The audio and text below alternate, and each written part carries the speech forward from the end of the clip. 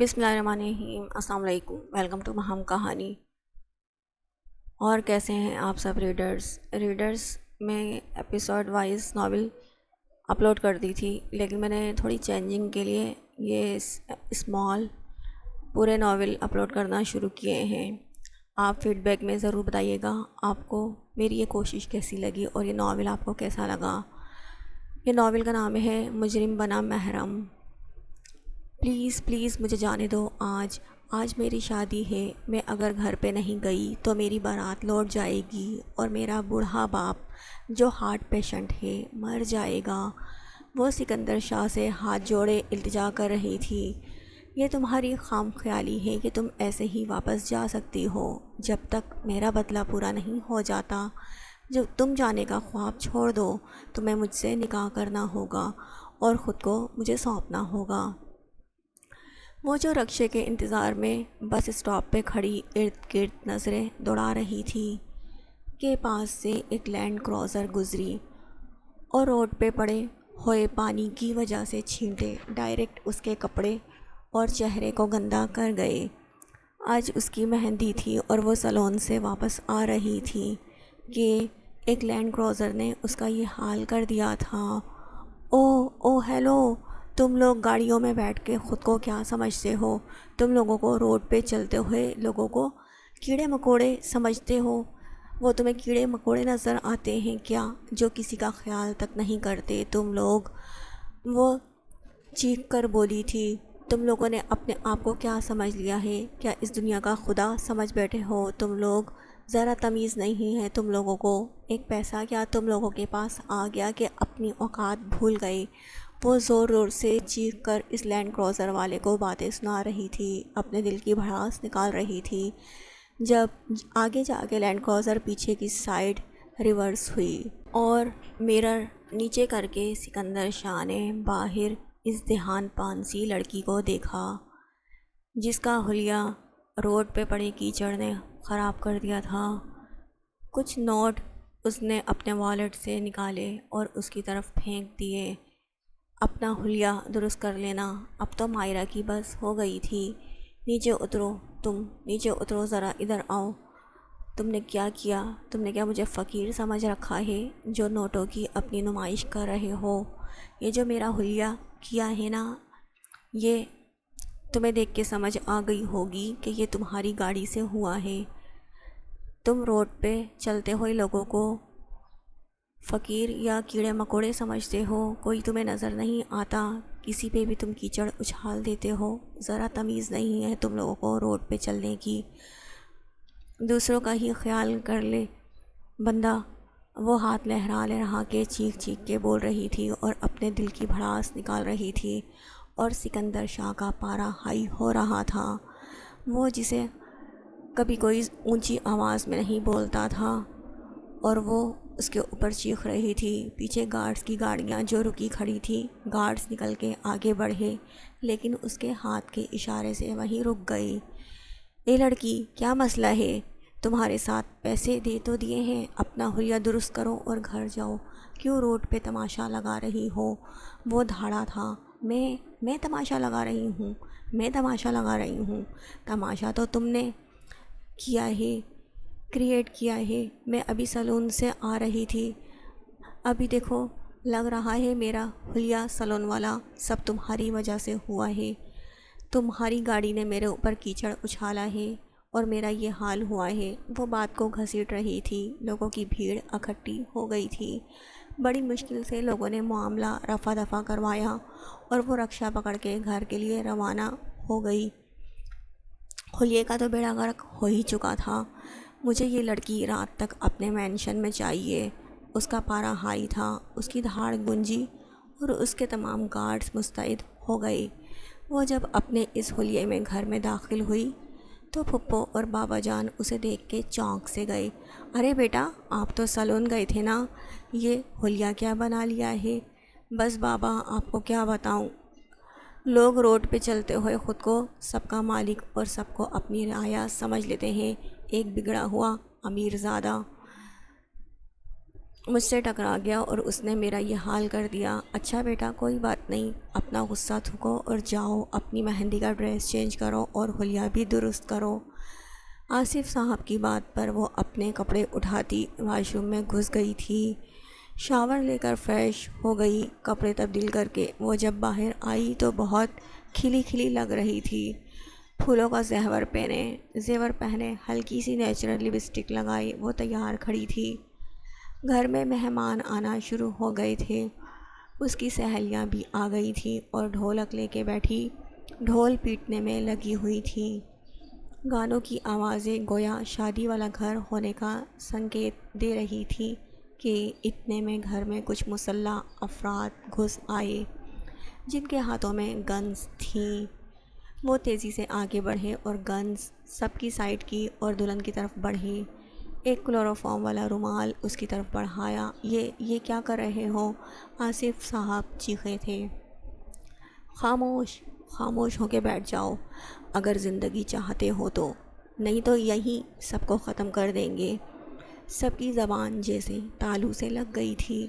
وہ مائرہ کو کلوروفارم والا رومال سنگھا کے بے ہوش کر چکے تھے۔ اسے کندھے پہ ڈالے باہر کی سمت بڑھے۔ سکندر صاحب جو کہ معذور تھے اور اپنی ویل چیئر پہ بیٹھے ہوئے تھے، انہوں نے تیزی سے اٹھنا چاہا اور وہیں گر گئے۔ یا اللہ میری بچی کی حفاظت کر تو، میں بہت مجبور اور لاچار باپ ہوں۔ نہ جانے کون تھے اور کہاں لے گئے۔ وہ وہیں دھاڑے مار مار کے رونے لگے۔ شادی والا گھر گویا ماتم والے گھر میں تبدیل ہو گیا تھا۔ مہمانوں میں آپس میں چہ گوئیاں اسٹارٹ ہو گئی تھیں۔ وہ گاڑی میں بے ہوش پڑی تھی اور گاڑی تیز رفتاری سے رواں دواں تھی۔ آدھے گھنٹے کا سفر تمام ہوا اور گاڑی ایک عالی شان مینشن کے سامنے رکی۔ گارڈز اسے کندھے پہ ڈالے ایک روم کی طرف بڑھے۔ اسے بیڈ پہ ڈال کے گارڈز باہر آئے۔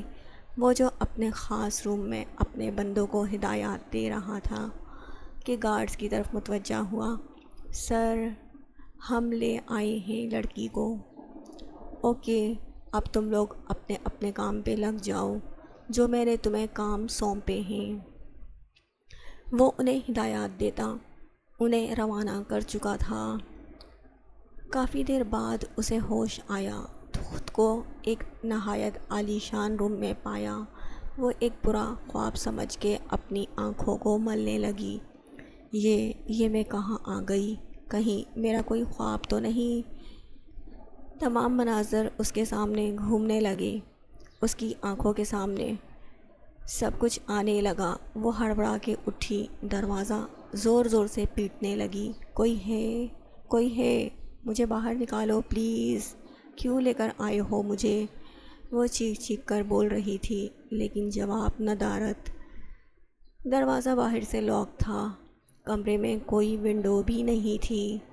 وہ یہاں وہاں چکر لگاتی اپنا سر تھامے بیٹھ گئی۔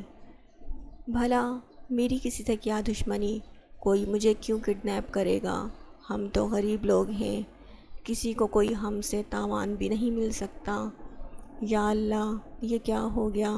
پتہ نہیں بابا کا کیا حال ہوگا، وہ بیچارے پتہ نہیں کیا کر رہے ہوں گے وہاں میری کڈنیپنگ پر۔ سب نہ جانے کیسی کیسی باتیں بنا رہے ہوں گے۔ اسے کچھ سمجھ نہیں آ رہا تھا۔ اس کے آنسو آنکھوں سے تیزی سے بہہ رہے تھے۔ اس نے دوبارہ دروازہ بجا کے کسی کو بلانے کی کوشش کی۔ پلیز ہیلپ می، پلیز کوئی دروازہ کھولے، مجھے باہر نکالے، مجھے جانا ہے اپنے گھر۔ میرے بابا بیمار رہتے ہیں، وہ مجھے ڈھونڈ رہے ہوں گے، وہ مر جائیں گے میرے بغیر۔ پلیز دروازہ کھولو، مجھے جانے دو، کیوں مجھے لائے ہو؟ میری تو کسی سے دشمنی بھی نہیں، وہ چیخ چیخ کر کہہ رہی تھی۔ اس کا اب تو چیخنے کی وجہ سے گلا بھی دکھنے لگ گیا تھا، مگر کوئی فائدہ نہیں۔ کوئی اس کی سنوائی کرنے والا نہیں تھا، کوئی سننے والا نہیں تھا۔ وہ آرام سے بیٹھا اپنے لیپ ٹاپ سے کمرے کے منظر دیکھ رہا تھا۔ اس کے دل کو ایک طرح سے تقویت پہنچی تھی۔ اپنی ذلت کا اس نے بدلہ لے لیا تھا۔ اس لڑکی سے اسے اغوا کر کے تھوڑی دیر بعد کمرے کا دروازہ کھلا اور وہ اندر انٹر ہوا تو وہ تیزی سے اس کی سمت لپکی اور اسے دیکھتے ہی شناسائی اس کی آنکھوں میں آئی۔ 5-6 گھنٹے پہلے کے تمام مناظر اس کی آنکھوں کے سامنے گھومنے لگے۔ اسے سمجھنے میں تھوڑی بھی دیر نہیں لگی کہ یہ انتقامی کارروائی کیوں کی گئی ہے، کیوں لائے ہو یہاں مجھے۔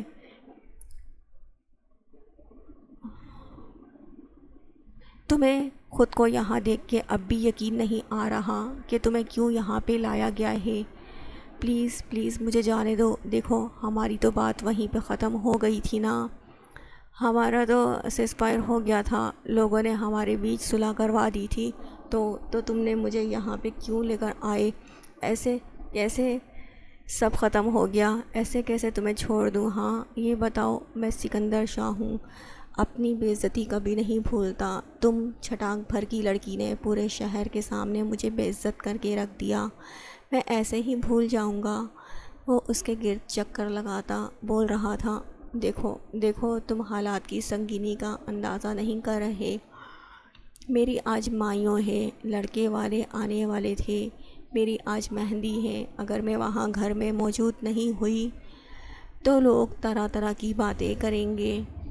میرے بابا جو سہ نہیں سکیں گے، وہ پہلے ہی بیمار رہتے ہیں، وہ ہارٹ پیشنٹ ہیں، پلیز مجھ پہ رحم کھاؤ، مجھے جانے دو۔ تم جو کہو گے نا وہ میں کروں گی، لیکن پلیز مجھے جانے دو۔ میں تم سے دیکھو ہاتھ جوڑ کے معافی مانگنے کے لیے بھی تیار ہوں، میں تمہارے آگے ہاتھ جوڑتی ہوں، پلیز جو بھی دشمنی ہے اسے بھول جاؤ، لیکن مجھے جانے دو۔ وہ رو رہی تھی، گڑ گڑا رہی تھی، اس کے آگے بلک رہی تھی، اس کے آگے ہاتھ جوڑے کھڑی تھی، لیکن اس میں رتی برابر بھی کوئی اثر نہیں ہو رہا تھا، بلکہ اس کے دل کو ایک طریقے سے تقویت مل رہی تھی۔ سب لوگ اس کے آگے جھکتے ہی آئے تھے۔ یہ لڑکی جس نے اس کے سامنے سر اٹھانے کی جرات کی تھی، سکندر شاہ نے اس کا یہ حال کر دیا تھا۔ دیکھو اگر تم کہتے ہو میں تمہارے پیر بھی پڑنے پر تیار ہوں، کوئی فائدہ نہیں۔ وہ اس کے پیروں کی طرف بڑھی جب وہ بولا، کوئی فائدہ نہیں، مجھے ان سب چیزوں سے کچھ حاصل نہیں، میرا دل تم ان سب باتوں سے نرم نہیں کر سکتی۔ اب تم یہیں اسی مینشن میں رہو گی جب تک میں چاہوں گا، دعا کرو کہ میرا دل بدل جائے اور تمہیں آزادی مل جائے۔ وہ یہ کہتا کمرے سے نکل گیا۔ دروازہ لاک ہو چکا تھا اور وہ دروازہ پیٹتی رہ گئی۔ اپنے آپ کو کوسنے دیتی، اپنے بال نوچنے لگی کہ یہ مجھ سے کیا ہو گیا۔ نہ میں اس کے اوپر چیختی چلاتی، نہ میں اسے ذلیل کرتی اور نہ یہ نوبت آتی۔ میری بھی زبان نہ کتے کے آگے ڈالنے کے قابل ہے۔ وہ اپنے آپ کو کوسنے لگی ہوئی تھی۔ رات جب بوا کھانا لے کر آئیں تو اس نے کھانا کھانے سے انکار کر دیا تھا۔ وہ وہیں روئے جا رہی تھی۔ اس نے بوا کے آگے بھی ہاتھ جوڑ دیے، پلیز بوا، آپ تو ایک عورت ہیں نا، آپ تو میرا دکھ درد سمجھتی ہیں، پلیز آپ میری مدد کریں، میرا باپ بیمار رہتا ہے، ہم غریب لوگ ہیں، آج میری مہندی تھی، ہمارے پاس صرف عزت ہی ہے، یہ میری مہندی سے مجھے کڈنیپ کر لائے، وہاں میرے بابا سب کو کیا جواب دے رہے ہوں گے، ان کی کیا عزت رہ گئی ہوگی، میں جب شادی میں نہیں ہوں گی لوگ طرح طرح کی باتیں کریں گے۔ چلے مجھے باتوں کی پرواہ نہیں، لیکن میرا باپ جیتے جی مر جائے گا، مجھے اپنے باپ کی فکر ہے، پلیز آپ مجھے کسی طریقے سے یہاں سے نکلوا دیں۔ ان کے سامنے ہاتھ جوڑ رہی تھی، بیٹا میں سکندر شاہ کے خلاف کچھ نہیں کر سکتی۔ وہ یہ کہتی کمرے سے باہر چلی گئی تھی اور وہ وہیں بے بسی کی تصویر بنی بیٹھی روئے جا رہی تھی، اپنے ہاتھوں کی لکیروں کو دیکھ رہی تھی۔ صبح تک اس نے سوچا تھا کہ شام ایسی ہوگی، صبح تک اس نے سوچا نہیں تھا کہ شام ایسی ہوگی۔ اب اسے نہیں پتا تھا اس کی زندگی اسے اور کیا سیاہ ترین دن دکھانے والی ہے۔ شادی کا گھر ماتم کے گھر میں تبدیل ہو چکا تھا۔ وہاں لڑکے والوں کی انٹری ہو چکی تھی اور دلہن کی غیر موجودگی کا جان کے وہ سب بھی شوق تھے۔ ضرور کوئی عاشق ہوگا لڑکی کا، لڑکی کی کہیں اور شادی ہو رہی ہوگی جبھی وہ اسے کڈنیپ کر کے لے گیا۔ ارے اتنا تو ہمیں بھی معلوم ہے۔ ہاں بہن، ہم نے بھی دنیا دیکھی ہے، ہم بھی اسی دنیا میں رہتے ہیں۔ اگر آپ لوگ ہمارے دکھ کو بانٹ نہیں سکتے تو پلیز آپ لوگ اپنے اپنے گھر چلے جائیں، ہمارے زخموں پہ نمک نہ چھڑکیں۔ ان کی باتوں سے تنگ آتے آصف صاحب چیخ پڑے تھے، لو یہاں تو ہمدردی کا زمانہ ہی نہیں، ہم تو ہمدردی کر رہے تھے، ہمدردی میں ساتھ بیٹھے تھے کہ اکیلے معذور انسان کیسے رہیں گے۔ جب بیٹی ہی منہ پہ کالک مل گئی تو ہم کیا کر سکتے ہیں۔ لوگ آپس میں باتیں کر رہے تھے، یہاں وہاں باتیں کرتے ہونے لگے اور وہ بھی بسی کی تصویر بنے سسک رہے تھے۔ انہیں سمجھ نہیں آ رہی تھی کہ وہ کیا کریں۔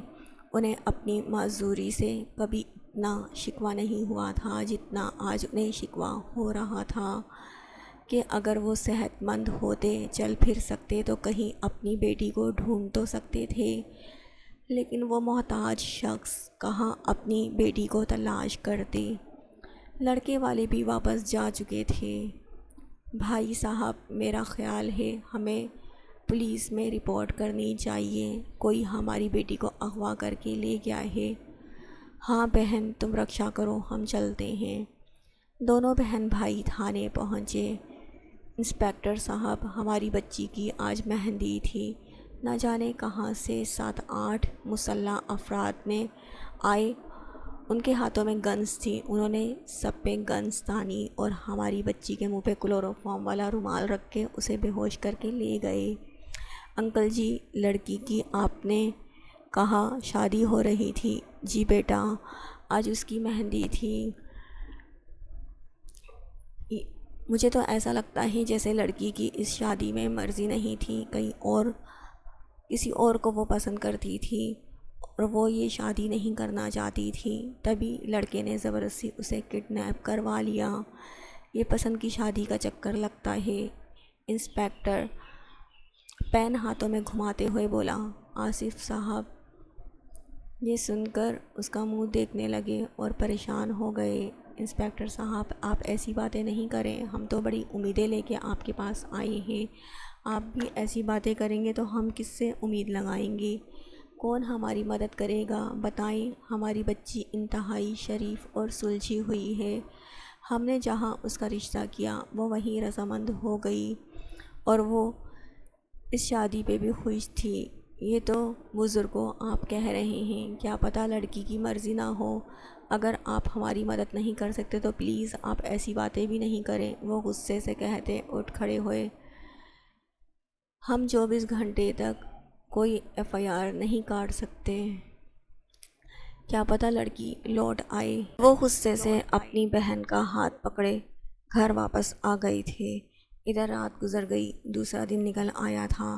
اس نے بھوک ہڑتال کی ہوئی تھی، نہ کچھ کھا رہی تھی نہ پی رہی تھی۔ اس پہ کمزوری بھی آ رہی تھی کیونکہ اس نے دوسرے دن سے مہندی والے دن کا ناشتہ کیا ہوا تھا۔ دوپہر میں کھانا بھی مصروفیت کی وجہ سے نہیں کھا سکی تھی۔ 24 گھنٹے سے کچھ نہ کھانے کی وجہ سے اس میں کمزوری آ رہی تھی۔ بوا وہاں دوبارہ ناشتہ لے کر آئیں۔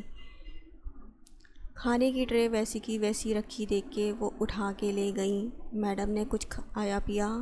نو سر، نہ وہ کھانا کھا رہی ہیں نہ ناشتہ کر رہی ہیں، ناشتہ بھی ویسا کا ویسا ہی پڑا ہے اور رات کا کھانا بھی ویسے کا ویسا ہی میں واپس لے کر آئی ہوں۔ ضرور ان کا دماغ ٹھکانے لگانا پڑے گا۔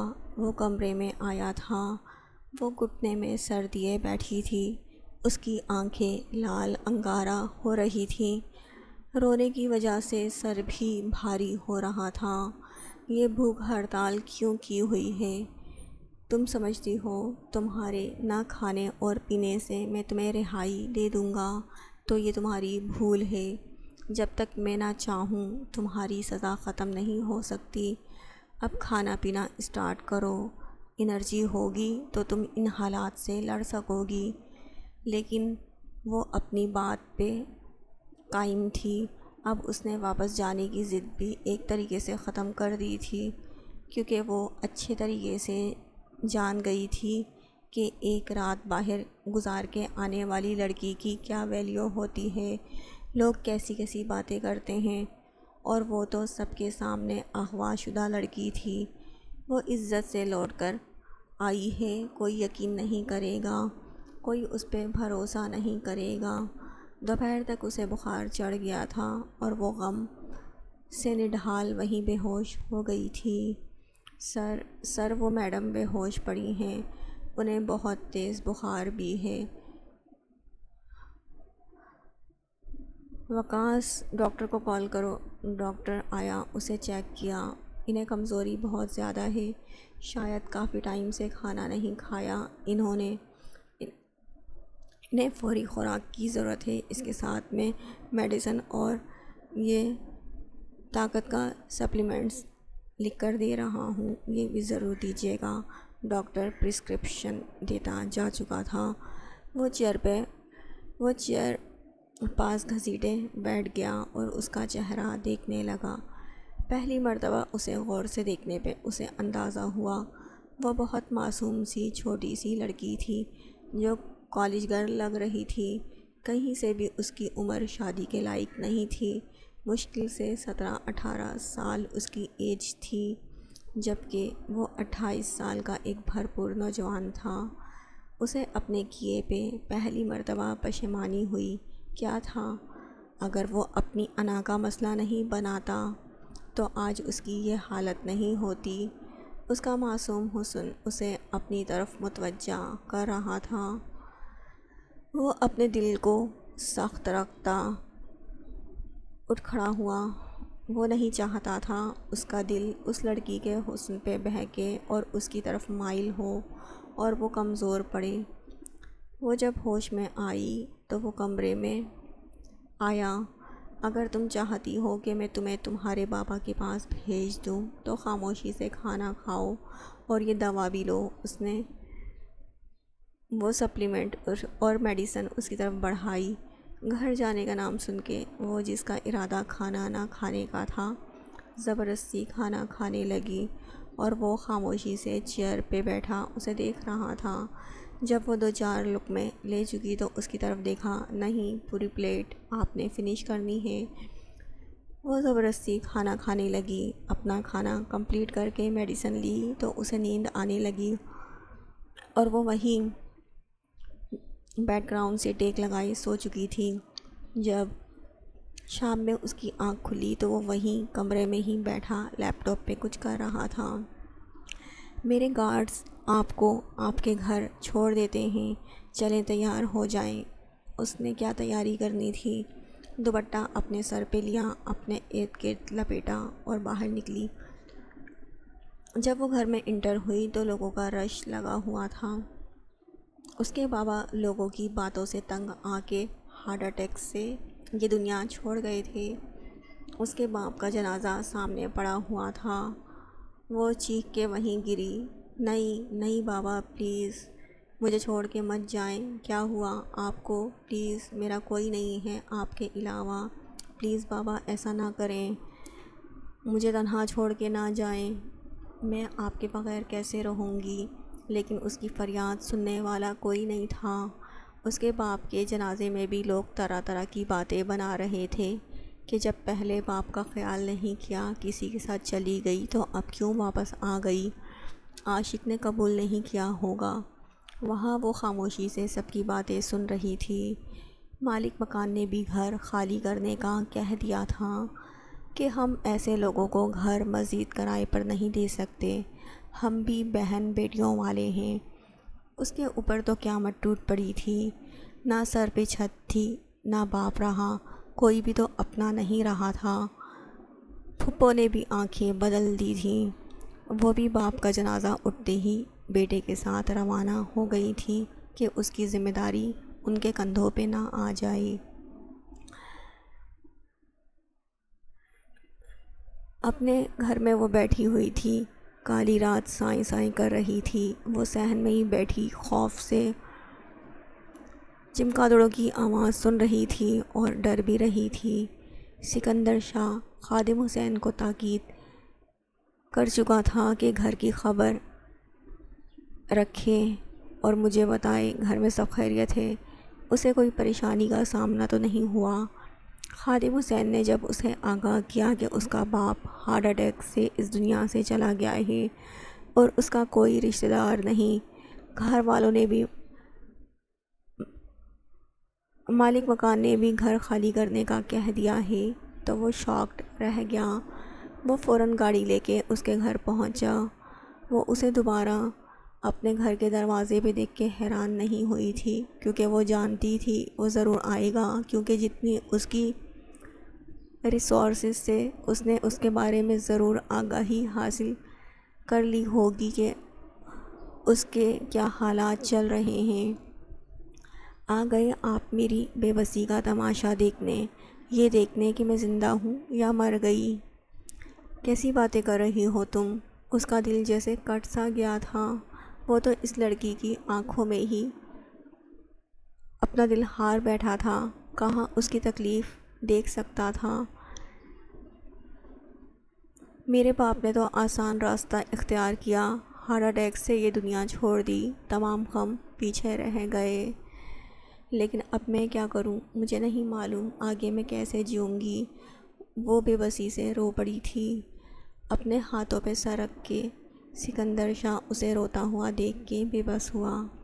پلیز رو مت، وہ اس کا ہاتھ پکڑتا ملتجی لہجے میں بولا۔ کیوں نہ روؤں میں؟ بتائیں کون ہے میرا اس دنیا میں؟ ایک باپ تھا، وہ بھی آپ کے اس فیصلے کی نظر ہو گیا، وہ بھی مجھ سے چھن گیا، میں تو لاوارث ہو گئی، میں تو اس پوری دنیا میں اکیلی ہو گئی، تنہا ہو گئی، میں کیسے جیوں گی؟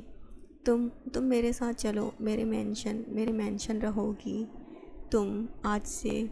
کس حیثیت سے میں آپ کے ساتھ رہ سکتی ہوں بتائیں؟ کیا پہلے آپ کی اس حرکت نے مجھے کم داغ لگائے ہیں میرے ماتھے پہ؟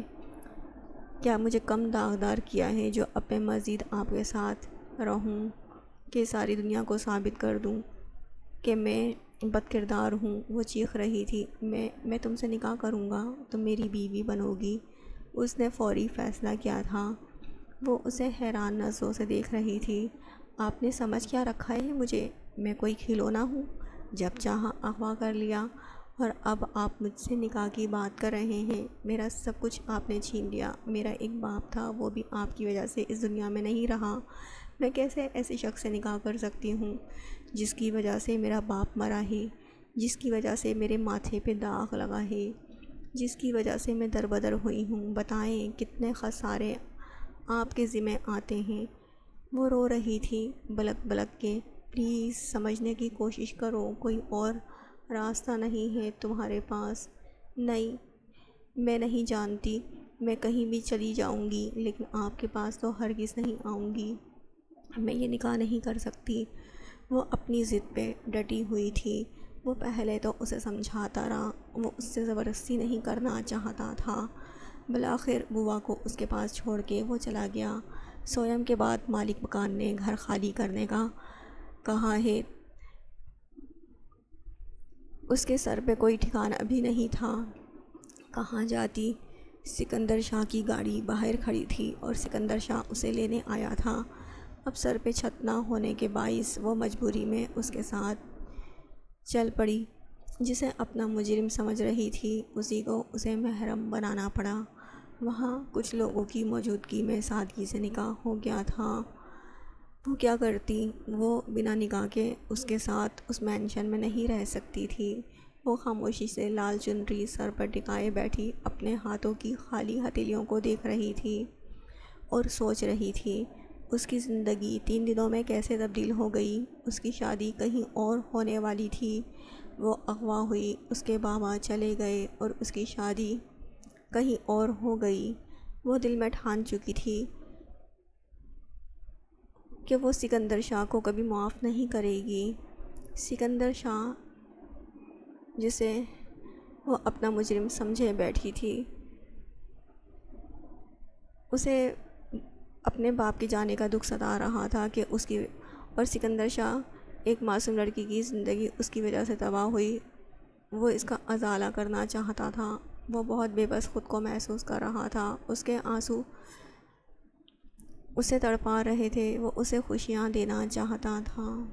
سکندر شاہ کو یہی غم ستا رہا تھا کہ اس کی وجہ سے ایک معصوم لڑکی کی زندگی تباہ ہو گئی، وہ اس کا ازالہ کرنا چاہتا تھا۔ وہ بے بس ہو جاتا تھا اس کے آنسو دیکھ کے، وہ اسے خوشیاں دینا چاہتا تھا لیکن دے نہیں پا رہا تھا۔ وقت آہستہ آہستہ سرکا، سکندر شاہ اس کا بہت خیال رکھتا تھا، ہر چھوٹی سے چھوٹی ضرورت پوری کرتا تھا۔ وہ مینشن میں ایک طریقے سے ایڈجسٹ ہو چکی تھی لیکن پرانی یادیں ابھی بھی اسے ستاتی تھیں۔ بابا کے جانے کا اسے بہت دکھ تھا۔ آج اس کے دوست نے اس کی دعوت اپنے گھر میں کی تھی۔ مسز آج شام میں تیار رہیے گا، ہمیں کہیں جانا ہے۔ وہ جو کسی ڈائجسٹ کو ریڈ کر رہی تھی، نگاہیں اٹھا کے اس کی طرف دیکھ گئی۔ آپ جائیں، مجھے کہیں نہیں جانا۔ دیکھو پلیز، اب مجھے زبردستی پہ مجبور نہیں کرو، میں نے تمہیں ٹائم دیا ہے نا، لیکن تم سمجھ نہیں رہی۔ میرے دوست نے پارٹی رکھی ہے، ہم دونوں کی خوشی میں گھر کے ہی افراد ہوں گے، تمہیں پریشان ہونے کی ضرورت نہیں ہے۔ تم پلیز 7 بجے تک ریڈی ہو جانا، پھر ہم چلیں گے۔ بیوٹیشن میں بھیج دوں گا اور ساتھ ہی جو تم نے پارٹی میں ڈریس ویئر کرنا ہے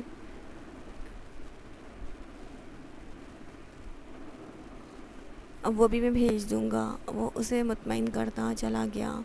اس کا دل تو نہیں تھا لیکن کیا کرتی، اس کے پاس کوئی اور آپشن بھی نہیں تھا۔ بوا بھی اس کے آئے دن برین واشنگ کرتی رہتی تھی کہ اب اس کا کوئی ٹھکانہ نہیں ہے، اب اس کا یہ سر کا سائیں ہے، اب اس نے باقی کی زندگی سکندر شاہ کے ساتھ ہی گزارنی ہے۔ زندگی تو اب اسے سکندر شاہ کے ساتھ ہی گزارنی تھی۔ رو دھو کر گزارنے کے بجائے اگر راضی خوشی گزارتی تو زیادہ اچھی گزرتی۔ اور ویسے بھی بابا کی زندگی اتنی تھی اور ان کا ایسے ہی جانا طے تھا۔ اگر وہ پاس ہوتی تب بھی انہیں روک نہیں پاتی کیونکہ ان کا وقت پورا ہو گیا تھا۔ یہی سوچ کے وہ مطمئن ہو گئی۔ ڈریس بہت خوبصورت تھا، اس کی میچنگ جیولری اور سینڈلز پہنے وہ تیار تھی۔ جب وہ روم میں انٹر ہوا تو اسے یوں تیار دیکھ کے ایک پل کو تو بلکہ جھپکانا بھول گیا۔ وہ بے انتہا خوبصورت لگ رہی تھی، معصوم سی پری لگ رہی تھی۔ وہ قدم قدم اٹھاتا اس کے پاس آیا، اس کے نزدیک کھڑے ہو کے اپنی پاکٹ میں ہاتھ ڈالا اور ایک خوبصورت سا نیکلس اپنی پاکٹ سے نکالتا اس کے گلے کی زینت بنا گیا۔ وہ تھوڑا ہچکچائی۔ یہ میرے پیار کی نشانی ہے، اسے کبھی خود سے جدا نہیں کرنا۔ وہ جو اسے سخت جواب دینے کا سوچ رہی تھی، کچھ سوچ کے خاموش ہو گئی۔ وہاں پارٹی میں سب نے انہیں ہاتھوں ہاتھ لیا۔ پارٹی بہت اچھی تھی، سب نے انجوائے کیا۔ اور بھائی سکندر، کب ہمیں تم خوشخبری سنا رہے ہو کہ تمہارا جونیئر سکندر آ رہا ہے؟ فوزیہ بھابھی کی چھیڑ چھاڑ پہ اس کے گال بلش کرنے لگے۔ وہ کسی کو کیا جواب دیتی؟ بھائی ہم کیا بتا سکتے ہیں، یہ تو ہماری مسز ہی بتا سکتی ہیں۔ اسی کے انداز میں وہ فوزیہ بھابھی کا رخ اس کی طرف کر گیا تھا۔ اب وہ انہیں کیا جواب دیتی؟ جب اللہ کی مرضی ہوگی تب، وہ بس اتنا ہی بول پائی تھی اور سکندر شاہ نے اس کی طرف ایسے دیکھا جیسے کہہ رہا ہو واقعی۔ واپسی کا سفر بہت خاموشی سے کٹا۔ وہ اپنے خیالوں میں گم تھی۔ غم کے بادل اب چھٹنے لگے تھے اور وہ اپنی زندگی سے کچھ مطمئن ہونے لگی تھی۔ سکندر ایک اچھا شوہر تھا جو اس کا بہت خیال رکھتا، ہر چھوٹی سے چھوٹی ضرورت کا خیال رکھتا تھا۔ آج موسم بہت خوشگوار ہو رہا تھا، بادل آ رہے تھے۔ وہ ونڈو سے دیکھتی بادلوں کو دیکھ کے مچلنے لگی، موٹی موٹی بوندیں گرنے لگی تو اس کا دل وہاں چھت پہ جا کے نہانے کا کرنے لگا۔ بنا کسی چیز کا خیال کیے وہ تیزی سے چھت پہ بھاگی تھی اور وہاں پہ نہانے لگی۔ وہ اپنا کام نپٹا کے جب روم میں آیا تو دیکھا مائرہ کہیں نظر نہیں آ رہی تھی۔ باہر دیکھنے پہ باہر بھی کہیں نہیں دکھ رہی تھی۔ بوا نے بتایا وہ چھت کی سمت گئی تھی۔ وہ تیزی سے چھت کی طرف امبریلا لے کے بڑھا۔ مائرہ یہ کیا کر رہی ہو؟ بیمار ہو جاؤ گی، نزلہ زکام ہو جائے گا، کیوں بھیگ رہی ہو؟ سکندر مجھے بارش بہت اچھی لگتی ہے، میرا دل چاہتا ہے میں بارش میں نہاتی رہوں، یہ بارش مجھ پہ برستی رہے، مجھے بارش کا موسم بہت اچھا لگتا ہے۔ وہ گول گول گھومتی اسے بتا رہی تھی۔ آج وہ اس سے کھل کے باتیں کر رہی تھی، اسے وہ باتیں کرتے ہوئے بہت اچھی لگ رہی تھی۔ لیکن دیکھو تم کہیں بیمار نہیں ہو جانا۔ نہیں سکندر، آپ کو پتہ ہے جب میں گھر میں بھی ہوتی تھی بابا ایسے ہی مجھے بولتے تھے، لیکن میں ان کی نہیں سنتی تھی، بس نہاتی رہتی تھی۔ اور پتہ ہے اس کے بعد کیا ہوتا تھا؟ مجھے فلو ہو جاتا تھا، پھر میں جب چھینکتی تھی بابا مجھے ڈانٹتے تھے، دیکھا نا فلو ہو گیا، منع کیا تھا ایسے نہیں نہاؤ، لیکن سنتا کون ہے میری؟